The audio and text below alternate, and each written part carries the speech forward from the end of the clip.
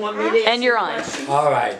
I was born June the 14th, 1926, which is Flag Day. My mother was born July the 4th, so our family sort of was patriotic. Now, when I was real little, I was a colic baby, and I used to scream and cry all the That's where time. you got your color from. And my grandfather used to say, in Jewish naturally, because he spoke a lot of Jewish, he used to say, throw him out the window, because he couldn't stand that screaming that I was doing. And he used to say, throw him out the window. Well, I used to be a very sickly young little boy. My grandmother, she had a heart problem. My mother and father were trying to work, thank you. And you live with your grandparents. And I live, let me finish. Well, you gotta And tell I me. lived with my grandparents, and my grandmother couldn't take care of me because I was always sick. So what she did, thank you. So what she did, they sent me away to a camp for my health. Because they couldn't, I had the measles, I got the mumps, I got everything. All, you name the sicknesses, I got them when I was little.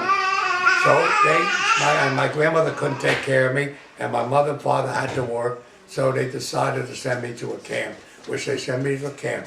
And like my wife, I wasn't crazy about chocolate pudding, chocolate milk, but when it was milk time, I was the first one in line all the time. I loved milk.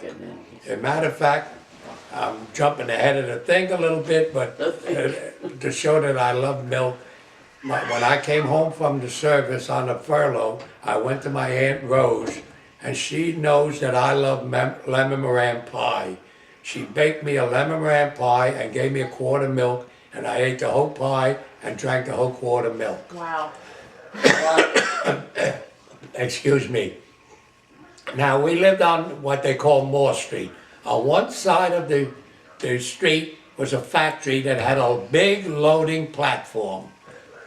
Every Saturday night, the parents would take all the children and sit them up on the platform and go around the corner. There was a delicatessen, and today they call it a Subway, but in our days they call it a club sandwich. And they used to get corned beef club sandwiches, a bottle of soda, and French fries. They'd give it to us, and we used to sit and eat that, and we had a lot of fun. Leave it over there. Thank you. Leave it over there. Thank you. And we had a lot of fun. All the kids sitting eating, and then we didn't have all the stuff that you have today, television and the iPods and all that stuff. Everything we did ourselves and made ourselves. First of all, we were all poor, but nobody knew that they were poor because we were all poor, so nobody knew that they were poor because so-and-so didn't have anything, so we didn't know it. But we made our guns, we made out of the orange crates. We took a corner of the orange crate and we made a gun, and we put a nail in the bottom of it and took a rubber band around, and then we put a piece of cardboard, a little hard piece of cardboard, slice it, and the rubber band would shoot and the cardboard would fly. And that used to be a thing. And then we used to play Johnny on the Pony, tag, hide and seek. Now you kids don't know these games today. You don't play them, you never even heard of them. You laugh when us old people tell you how we used to play the games. But that was it. We had fun. At least I think back, and I tell my wife that I enjoyed my life. I had a lot of fun. And then as we got older, I used to play poker. One day, I used to play poker and win all the bottle caps. We used to play for bottle caps. Used to win all the bottle caps in the whole area, and then I'd have shopping bags full of it. But nobody else had any to play cards anymore. So what I would have to do is take a couple of the shopping bags out and throw them out in the street, and they'd pick them all up again, then we'd sit and play again, and I would win. And then we got as kids, we used to sneak in the subway. And for 1 nickel, because the subway in those days was a nickel, so 5 of us used to go into a turnstile But you had to be careful and you had to keep moving, because if you stop, it would lock you in. And we had to, 5 of us are squeezing together, and we had to keep moving, keep moving, don't stop, keep moving, keep moving. So finally, we moved and we got that, and then we used to sneak into Ebbets Field. We'd have one man keeping the cop chasing him, and while the cop chased him, we sneaked in. And then the cop saw us sneaking in, but we were so far in already, but he came after us. So the one that he was chasing, he was able to get in. So we used to get in, and we used to hitch on the back of the streetcars. That's what we In had, those days, they streetcars. had streetcars. This is in New York, right? Yeah, this is part of in New York? Brooklyn, New York. That's what And we used to hitch on the streetcars, and we were very mischievous. We weren't destructive, but we were mischievous. After we got off the streetcar, we used to pull the connection to the wire, how the streetcar ran, and we used to pull it so it would go off, and the streetcar couldn't run. And the conductor's in there trying to get it to run. He's turning his thing, and it wouldn't work. And finally he'd get out, and he'd look and see, and he'd say, "Hey, you little bees, a bunch of little bees, that's what you are." Which I think you know what I meant. But I didn't want to Rhymes use with that. mastered. But, and then every summer, my grandfather used to Wait a send, minute. Do you want to tell about Label and all that? well, yeah, well, Oh, Labeler, this guy, his name was Leon, and we used to call him Labeler. And we used to say, "Labeler, it's time to get the coat." Now here it is in the spring, the warm weather, and Labeler's wearing a big camel hair coat. Overcoat. Why he's wearing the big camel hair coat is so he could take things in the coat. We used to go to the Moore Street that had all the push carts lined up. This one would be selling oranges, this one would be selling apples, this one bananas, all different kinds, vegetables. And what we'd do, we'd send one guy around and he'd ask the guy, "How much is this, or how much is that?" "Oh no, no, that's too high." And while the guy was busy with him, we used to take oranges and apples, and we used to take it, and then we'd say, "Okay," we'd wave to him that we got what we want. Was Label putting it in And his then, coat? and then one day we get in the subway, we sneak in the subway, and we're waiting for the train to come, and we hear, all of a sudden we hear, "Hey you, come back here." And we turn around, and Labeler has got the gumball machine, and he's running away with the gumball machine, and the cop is chasing him, and we saw that, we all started to run away. So Labeler, with the gumball machine, couldn't run that fast, so he dropped it, and it was in a glass ball like, so the glass ball broke and all the gumballs dropped. Now we used to take linoleum, and we'd take a penny, and we trace that linoleum for a penny and then cut it out around. And we'd be able to put that in a gumball machine and get a gumball. It wasn't a real penny, but it was a fake penny. And then my grandfather used to send us every summer up the mountains. Me, my brother, and my mother and my grandmother. The men always came up on the weekends. And when they came up on the weekends, you'd see them greet the wives, and the next thing we knew, they went into the bedroom and the doors were closed. We couldn't get in. Well, you know what happened. Yeah. But anyhow, Kleenex? I worked for this guy, friend. Thank you.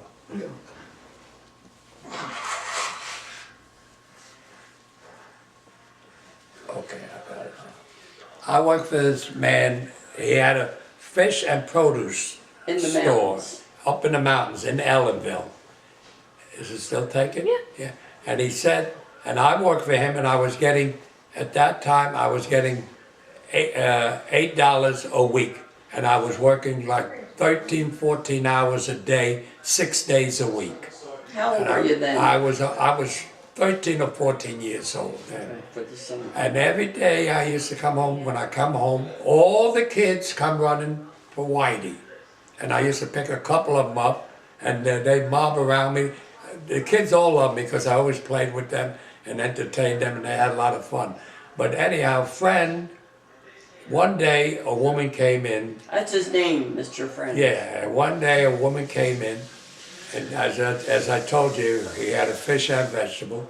She picked up the fish to smell it. See, they smelt the fish, and if the fish smelled then it was Wasn't fresh. too rotten-like. It wasn't good. It wasn't fresh.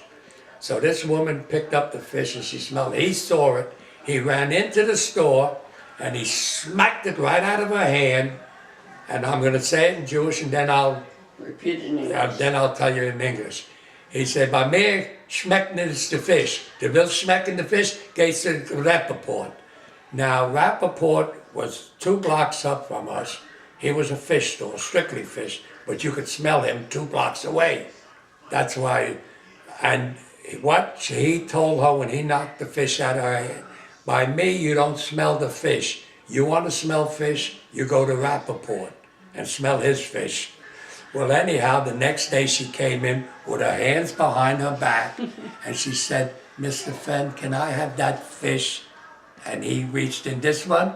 "Yes, that's the one." She wouldn't dare touch the fish or nothing. And he had a big belly. And he always used to stand at the awning and hold up to the top of the awning. And he used to rub his belly. And he'd sing, "And I died, and I died, and I died." What he's doing, I don't know, but this is what he used to do.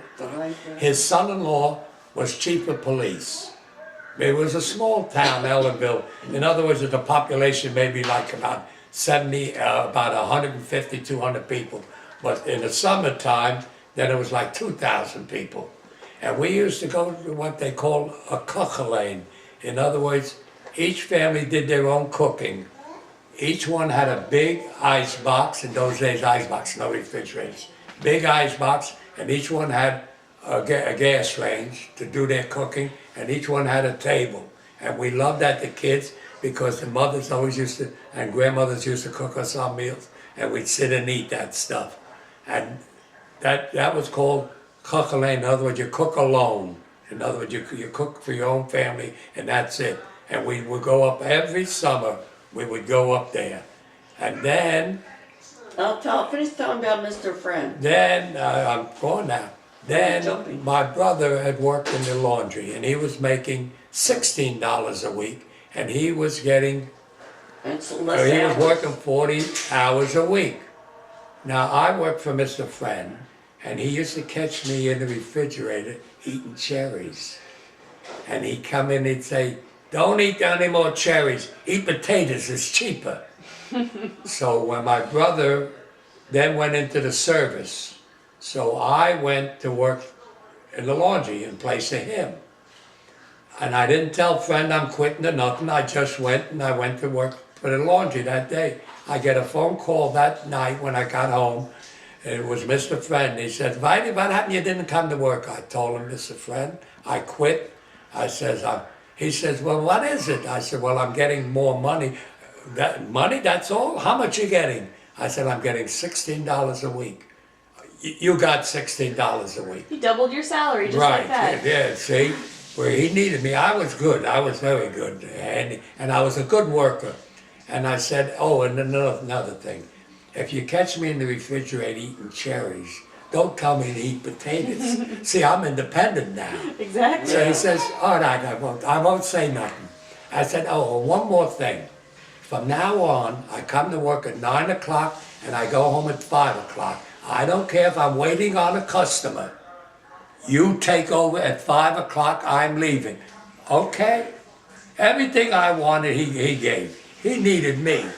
So anyhow, I went back to work for him. I quit the lawn and went back to work for him.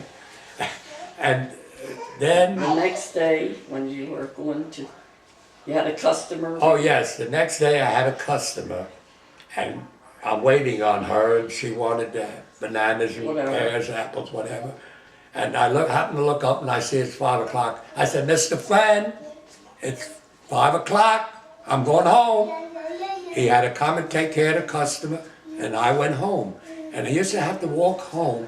I lived about a mile from where I worked. And I used to walk the railroad tracks. Always the railroad tracks. And then when we got to that street where we were up the hill, then I would go up the railroad track, but I always walked the railroad tracks. Were there any trains? Did you ever see any trains? Oh yeah, always a lot of trains used to come, but they always tooted the horn because they came near cross sections and all that. And Then I went in the service, and when I went in the service, Navy. huh? You were in the Navy. Yeah, I went in the Navy, What, and, at and I 17? told my mother I wanted a list. I was 17, and she didn't want me to go. I said, well, Mom, the Army's going to take me. Which would you rather me be? Crawling on my stomach in the mud or a nice clean ship or something? So she said, well, you know. So then when I went and took my physical, I passed. And I came home and told my mother. She started to cry. I said, well, aren't you glad I'm 1A? What would you rather me be? 4F?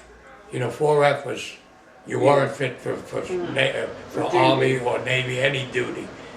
Matter of fact, when I went for my physical in the Navy, I have bad fingers. I fell and cut when I was 13 years old. I fell on milk bottles, and the fingers were hanging. It took 5 hours to sew them back up, but I can't bend them.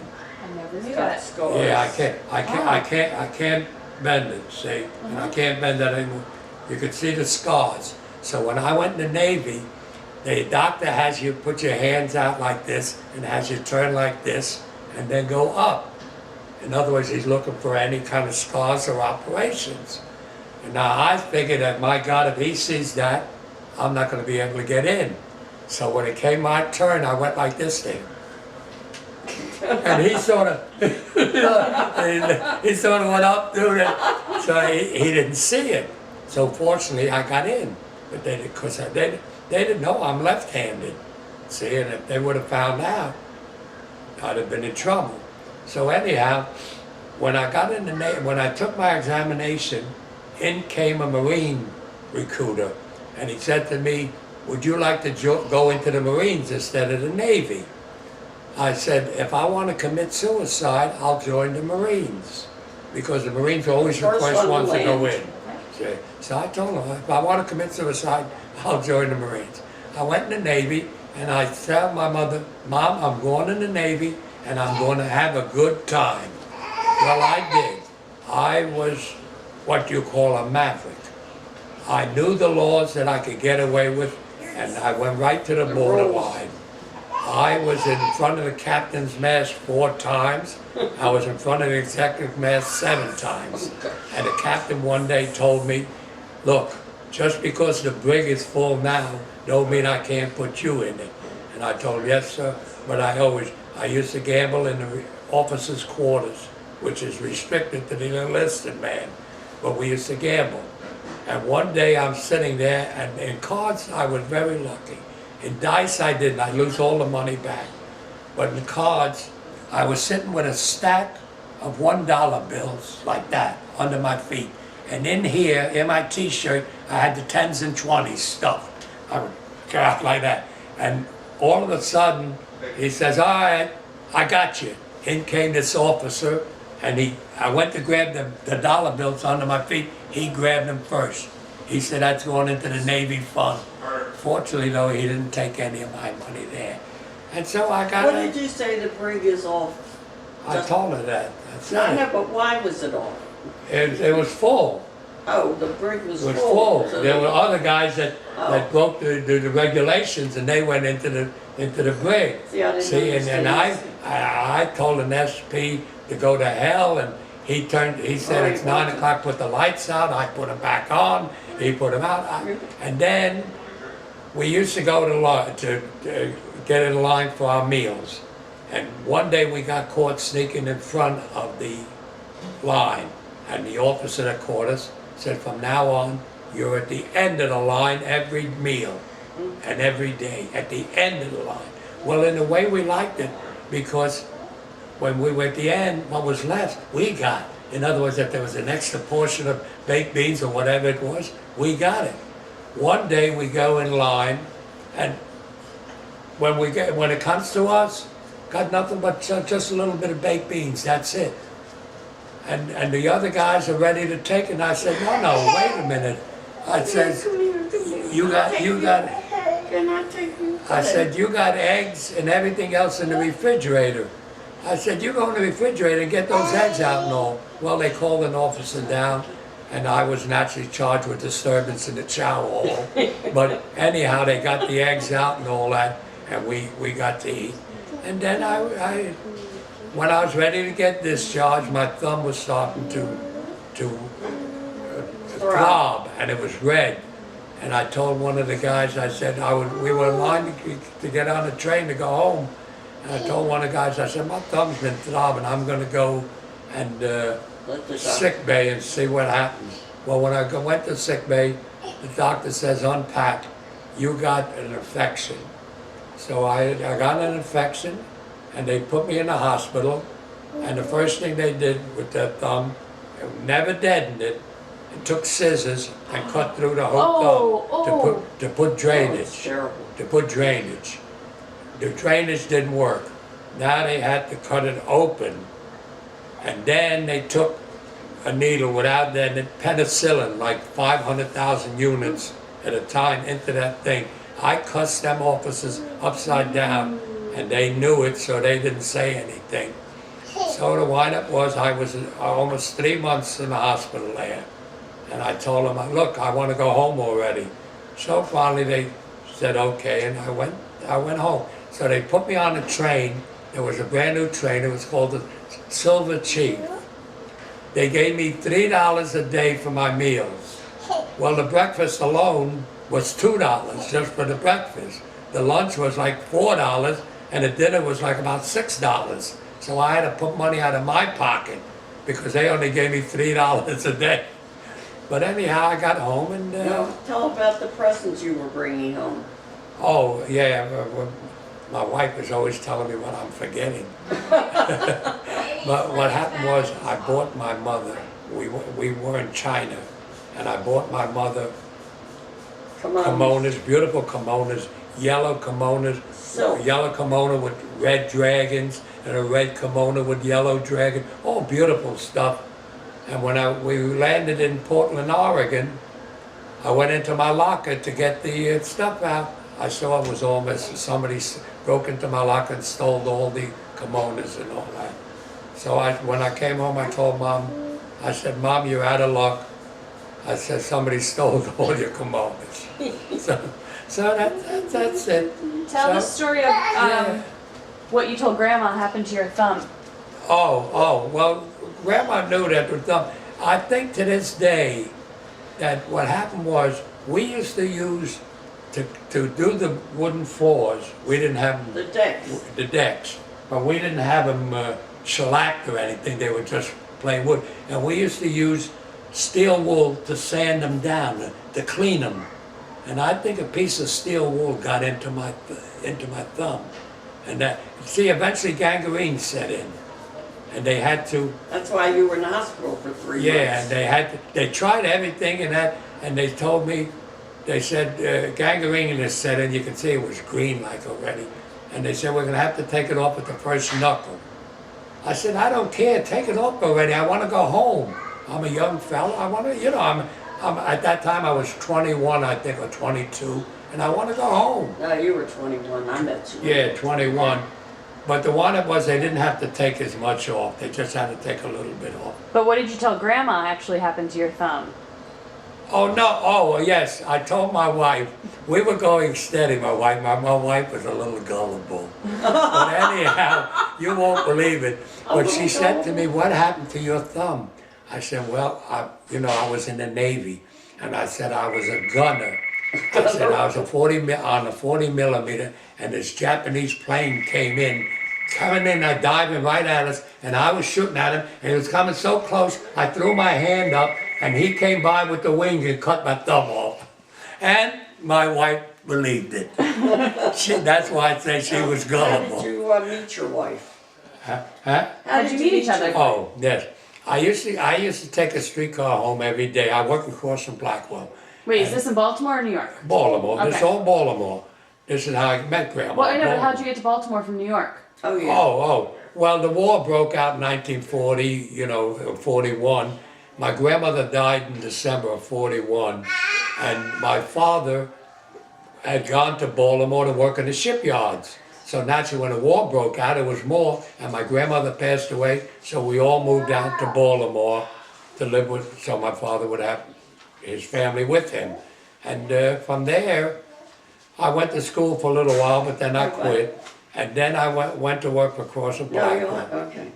What was that? So anyhow, I was never dressed clean because I came home dirty clothes. factory. And I saw my wife get on the streetcar all the time. And I used to say, I'd like to talk to that girl, but I'm not dressed properly to talk to her. So I never talked to her. One day, my friend Ruben was his name. That was his first name, not his last name. And we went to the YWHA, something like that. It was a Jewish Y. And we went there, Or dance. and there I saw, Tell her it's for a dance you went there. we went there for a dance, and there I saw my wife. I said to my friend, I said, there's the girl I want to meet. So I walked over to my wife and I introduced myself and all that, and she didn't like me at all. She thought I was a nasty New Yorker. Oh, And, boy. I and, don't know and about that. I have a hoarse voice, so she just didn't like anything about me. And the wind-up was, for a while she disappeared. At the dance she disappeared. Then finally she came back where I was around, and I asked her where she'd been. So she said, in a hoity-toity way, she says, I can't help it if my public demands me. And I said to her, I'm your public from now on. So then she didn't like me at Wow, all. sure of And himself. I asked her, can I take you home? And she told me, no, she's going home with somebody. But she wasn't, she lied. I was going out with my girlfriend. She's going home with a girlfriend, but she lied. So when I went home, I told my mother, I said, Mom, I met the girl I'm going to marry. Well, when I wanted to take her out, the only way she would go out with me is that I had to take this woman, Lakey, out, named Lakey. And she would go out with Reuben. And she would go out with Reuben. So it was raining like the Dickens, and Reuben came to pick me up because he had a car. I didn't have So a he car. picked me up first. and Yeah, and he everything. picked Phyllis up. Ruben was your date. Yeah, Okay. and I had to take Lakey. Well, Lakey was sorry I took her because by accident, my elbow hit her in the eye and she got a black eye. Yeah, that's what I said. So anyhow, my mother, rain and pouring like hell, and my mother is sticking her head out till she wanted to see Still who on the the girl porch in is that rain. that I'm gonna marry. She was on the porch. Yeah, in she was that on the rain. porch, and she wanted to see who the girl is that I said I'm gonna You marry. saw me one. Well, I kept after my wife. At first she wasn't cool to me and that. But what turned her on to me was one day I lit a cigarette and a book of matches went off and singed my eyebrows. So she sort of, I guess, felt sorry for me. And she emotionally I realized I loved you. yeah, she realized we loved it. And We loved you. And my father-in-law, my future father-in-law at that time, wanted us to wait because I was going to GI school. I was going to school under the GI, air conditioning and refrigeration. And he wanted That was my in wife March. and I to wait. And my wife, wanted to get out of that house anyhow. Oh, So How old were you, Grandma? we decided, 17, 2 weeks before I was 18. we 2 got weeks married. before she was 18, we decided to Because that was elope. in March and the school wasn't over till October. Yeah. Oh, well, you can't wait that long. That's right. And we decided to elope. So we were going to Elkton to elope. And a friend of ours, Billy and Alma, his future wife, wanted to go with us and As said our they'd get married. witnesses. So we went there, and sure enough, we got married, and he got married, and he didn't have enough money. So I had to lend him $10. And those days, $10 was For a the lot. marriage certificate for a fancy one. Fancy certificate we have. So anyhow, we got that, and we come home, and my father-in-law gets on the phone, and he says, I understand you got married. I said, how the hell did he On know the we got phone? married? What do you mean he got on the phone? He was on the phone when he called us. Oh, I thought we went, you took me home. No, then we went over, and he says, I said, how did you find out, Pop? I always call him Pop. And he says, Billy told his grandmother he's going to Elkton with Phyllis and Whitey, they're going to get married.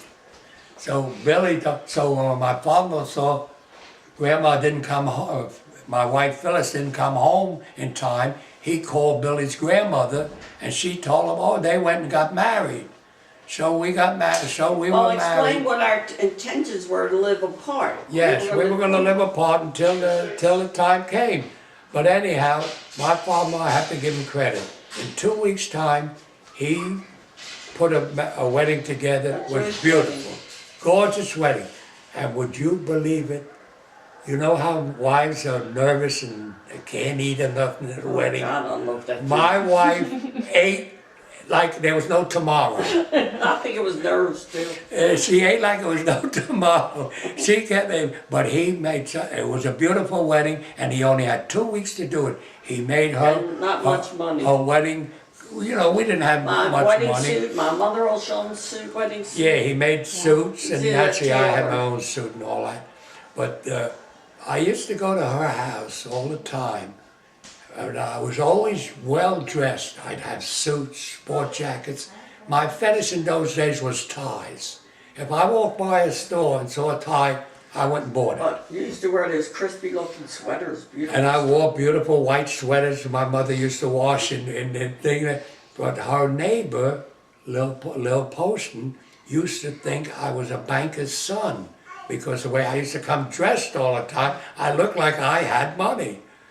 We didn't have money, so So what happened was, and how we got married, was when I got out of the service with my thumb, the Red Cross had told me to put in for disability for the Red Cross, 10%. So I put in 10%, and I got a letter a couple of months later telling me they didn't okay it. I'm not qualified to receive the 10%. At that time, 10% was only $8. So I figured, oh, the hell with that. I was single, I didn't care. I didn't make an appeal or nothing. They said I could appeal it. 2.5 years later, I get a letter from the VA. They approved my disability at 20%. I only asked for 10 and sent me a check for $500. Back, That's what my wife and I got married on. That's a down payment on a house back then. Yeah, I know. Yeah. But anyhow, but we had to rent an apartment, you know, get furniture and all that, so the money went. But now how long have you been married to your wife? and I've been married to the same woman, would you believe it? 61 years. Yes, 61. Michael and Shannon are coming over. Do you want me to spell it? Okay. SIXTYONE. 61 years and 1 day. 61 years and 1 day now. That's right. We're down here we're down here Excuse up me? here, I should say, in Baltimore, and we celebrated our 61st anniversary yesterday, March the 14th.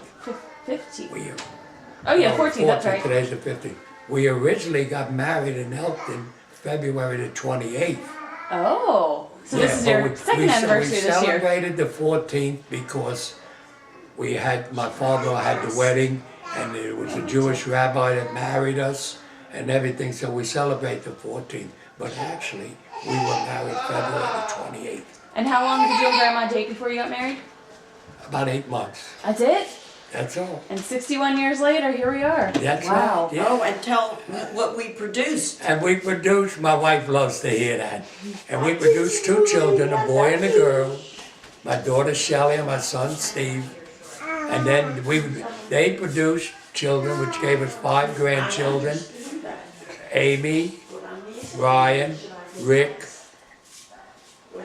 Michael and Lisa. Michael and Lisa. That's right. Michael and Lisa are my son's children. Amy, Lisa, and Amy, Lisa, and Rick. Why am I saying Amy, Lisa? That's her name, Amy, Lisa. Amy, Rick, and Brian were Shelley's children. And from that, we got now 7 great-grandchildren. So Grandma, my wife, is very happy.